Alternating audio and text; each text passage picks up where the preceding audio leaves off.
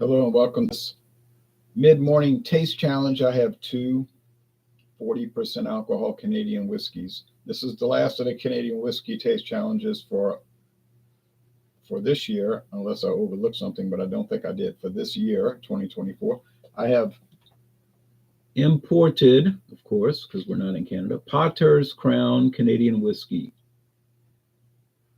A rare blend of Canadian whiskey. Well, it is rare for Louisiana because we don't see it around here. Distilled and blended in Canada. There's a crown for King Charles III, King of Canada, England, the Channel Islands, the British sovereign base areas of Cyprus, Gibraltar, Australia, Belize, and other realms and territories around the world. Okay, introduced in 1983, aged 3 years, bottled in Fairfield, California, by the original owners. They still own the brand today, Frank-Lin Distillers Products Limited. So they introduced it and they still own it. Here is Crown Royal XO. Don't know when it was introduced. Sorry, could never get the information. They have a new bottle design since I purchased this. This runs about $35 a bottle. If you get it for less than $35, you probably would want to jump on it because that's a deal. This is the XO. It's aged in it's aged in oak American, probably ex-bourbon barrels, but it's finished in ex-cognac cask from France. Whose cognac? I don't know. They don't say. No age statement. And I couldn't understand why I wasn't unable to find a trademark. But then I realized there is no trademark on the XO. It's just Crown Royal trademark. So the XO was never trademarked because that's a generic term for a type of brandy, the more expensive brandy. Product of Canada. But nobody could copy this because it couldn't use the name Crown Royal. All right, so sometime in the last 20 years, this hit the market, okay? There's a new bottle. I'll show you the website. It's clear glass.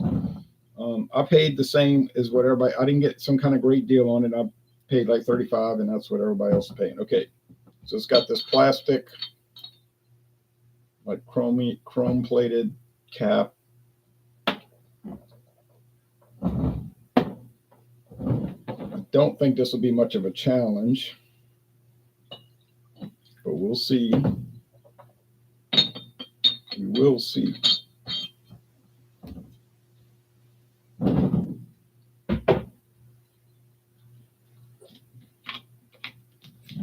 I paid $14.99 for this huge bottle of Potter's Crown.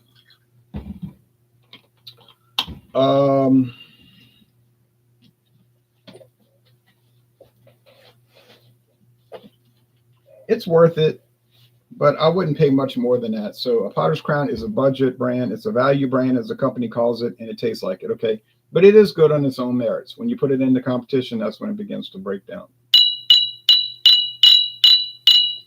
It's amber gold. And as you can see, the Crown Royal XO is copper. Do they have coloring or flavoring added? This I doubt. I doubt the flavoring is added, but I don't know that. Coloring, I don't know, because Canadian whiskey can have coloring and flavoring added, and they do not have to tell you that they're adding it or not adding it. It's up to the company if they want to tell you or not. All right, so now we'll do the screen share. Frank-Lin Distillers Products Limited. We're looking at the value brands today. Let's look at our Rome websites. Jolly Roger.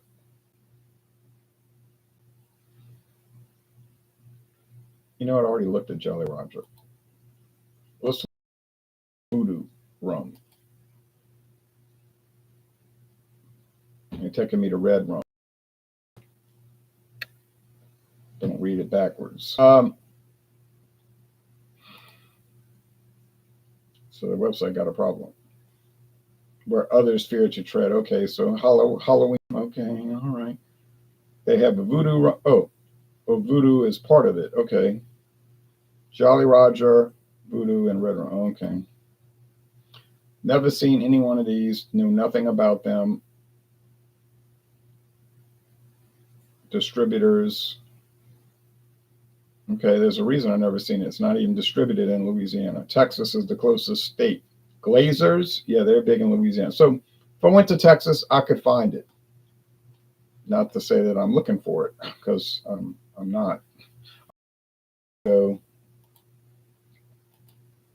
Crown Royal XO, extra old.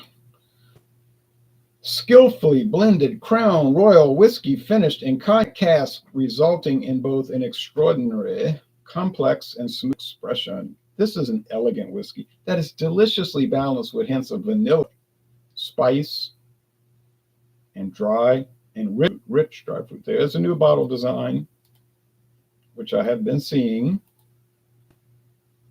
I have the older design because right after I bought my bottles, they came out with these new designs. Okay, so can't control that. Can't control that.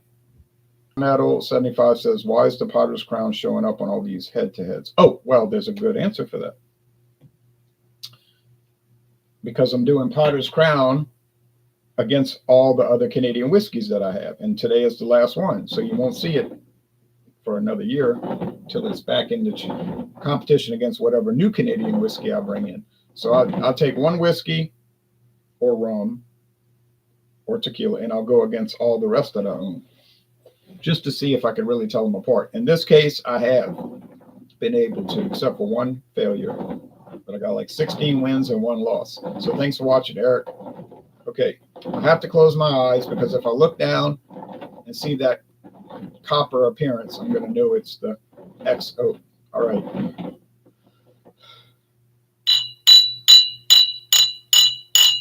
So remember, the XO is more than twice the price. It's actually more than that because this huge bottle is $14.99, and that's a big jug bottle. But so it's a much more expensive product, but then it's probably going to be justified right now.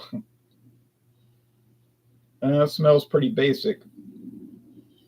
Cereal grain, a little oak. Is it anything bad in the nose? No, nothing bad, but it's minimal.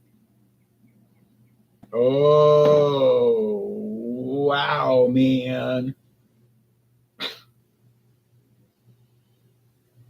Rich, complex, fruit, nougat, figs, plums, dates, maybe prunes. The cognac, the brandy, great brandy. Oh, yeah, that's the Crown Royal XO, and I don't even have to taste it, and I got it right. Knew it. Yeah. Well, sorry, Potter's Crown. You couldn't make it. Got you that. Thanks for that. Oh, you're welcome. So that's it. Now, you're not going to see Potter's Crown after today. Now, maybe in a year or 8 months, there it is again, but you're only going to see it once. Then you won't see it for another year and then another year. So I'll be like old walking with a cane by the time I finish with this thing.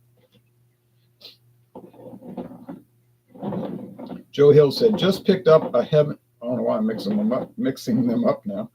Just picked up Heaven Hill bottled in bond. Excited to try it. Oh, yeah. That one's been so popular the last couple of years since it hit the market. Best wishes to you. I got a Heaven Hill coming up. Oh, I got a rare one, boy. I got a rare one. I never see it. I never saw any store selling it except for Vintage liquor store in Texarkana, Arkansas.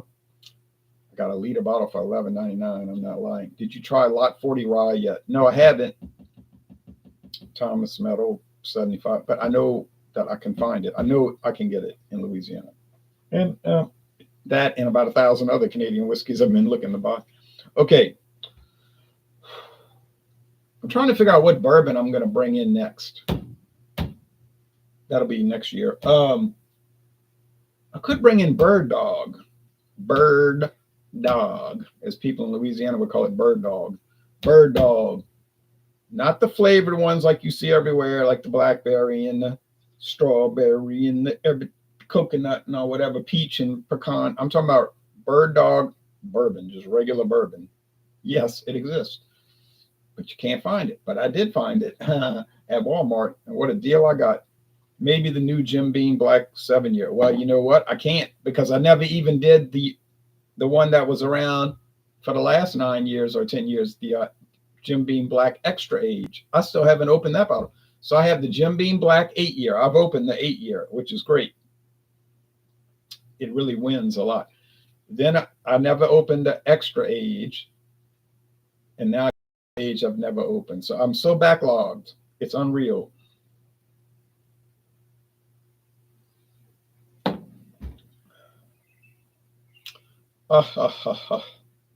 This even has coffee-like flavors. Coffee. Of course, it has no coffee in it. And tea. Coffee and tea.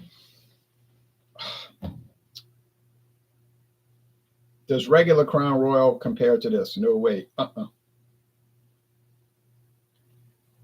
on the other hand, you can get regular Crown Royal for sometimes $23.99 on sale, $23.99. I know where to find it on that.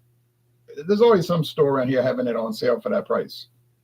It almost makes you think that the grocery chains, because in Louisiana grocery stores sell like that they're taking turns doing it. That would be collusion, which is illegal. But it is kind of weird how they'll never have it on sale at the same time. It'll be like when Dixie has it for $23.99, the next week it's Rouse's, then the next week it's this one. And it's like, it's kind of a bizarre coincidence. And it keeps happening no matter what brand you bring up. But that's a jewel. So you could pay $23.99 for Crown Royal. Be very happy with it. I like Crown Royal. But you could pay an extra $13, $12 or $13. Now you're getting into the big time. You know what I mean? Much better. Maybe Bullet bourbon would be nice to showcase. Bullet. I will do that, but it might be 20 years from now. Honestly, I'm not kidding, and I'm not trying to be smart aleck or flip. If you go into that next room, you can see it. You see where I got that Olympia sign, the Olympia beer sign. It lights up. A distributor gave it to me. Martin Distributing was going out of business. They gave me a can of Dixie beer from 1982, Dixie Light, unopened. The guy was like, "Don't drink this." I was like, "Don't worry." But he just gave it and he gave me that sign. They were just and the building's still there, but I said, "Well, thank you." That was very nice of them. But in that room, I have all those 23 bottles of bourbon, unopened bottles of bourbon. Benchmark top floor, benchmark small batch, benchmark barrel proof, benchmark bottled and bond, and the Bird Dog, and the Heaven Hill Gold label, and Old Tub, and Tom Moore, which is a very old brand of bourbon going back to 1879, I think, but it's not popular, but it does go back that far. So it is so crazy. And then the Jim Beam Devil's Cut, the Jim Beam Angel Share, and Jim Beam Double Oaked.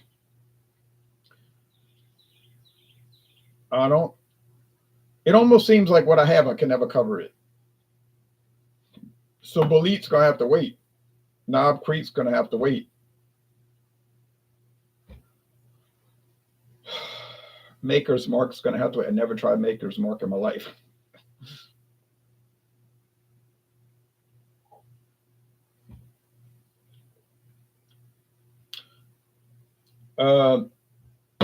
If you think Crown Royal's too bland,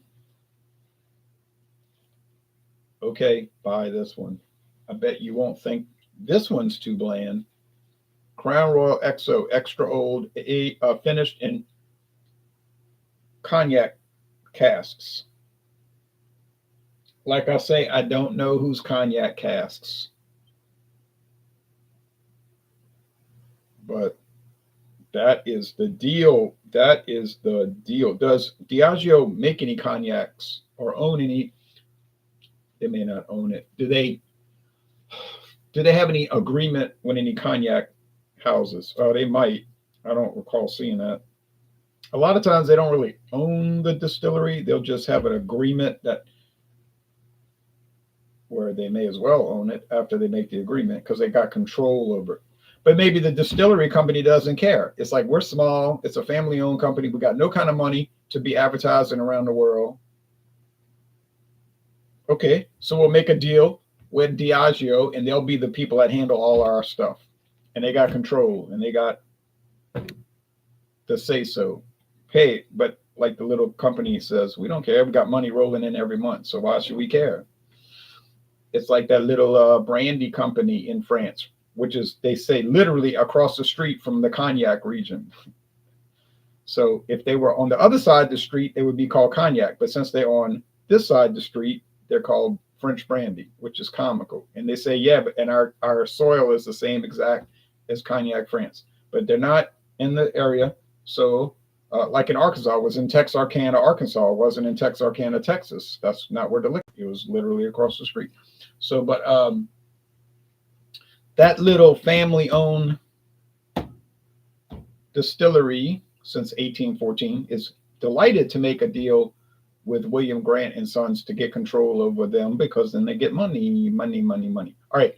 Craft Beer Pour says cheers, clinking the mugs. Cheers, Eric, Brandon. Cheers, man. So everybody's cheering each other. Cheers to you guys. All right. I'm going to close out with Potter's Crown. Cheers to you, Potter's Crown. You haven't been amazing by any means, but you know, you pay $14.99 for a big bottle. It could be scary, right? Like really bad, but it's actually much better than you would believe.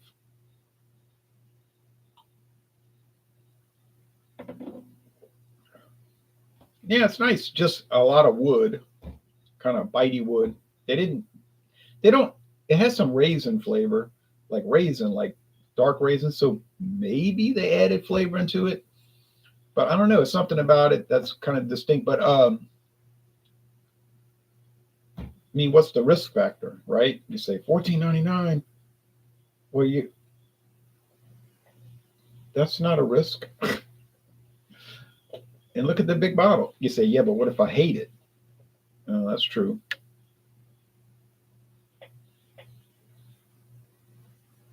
But you don't really find too much liquor in the world that's so bad you can't drink it. Have I ever found any? No, not yet. Hope I don't.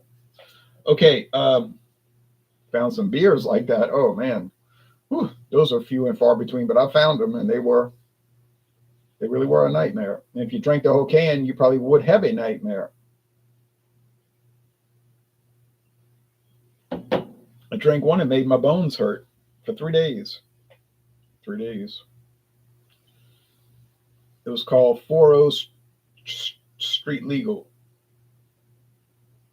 That was bad. I shouldn't have drank it because it smelled funny. Like I was like, this doesn't smell right.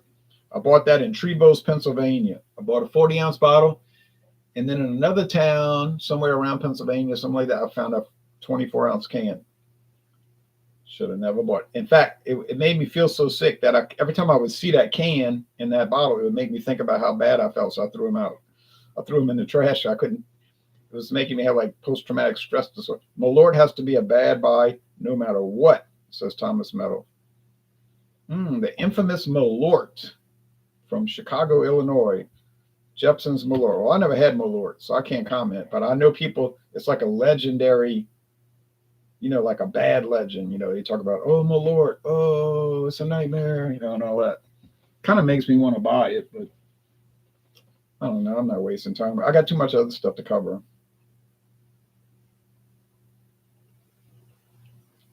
Now, if I go to Total Wine & More and they got one of the little 99-cent bottles, the little plastic bottle, okay, I'll buy it. No problem. But the Malort, they got a bourbon now. Yeah, they do. They have a bunch of bourbons. They have the bourbon I own. I did Jepson's bourbon, which is a blend of straight bourbons from Indiana, Kentucky, and Tennessee. Kind of an odd product.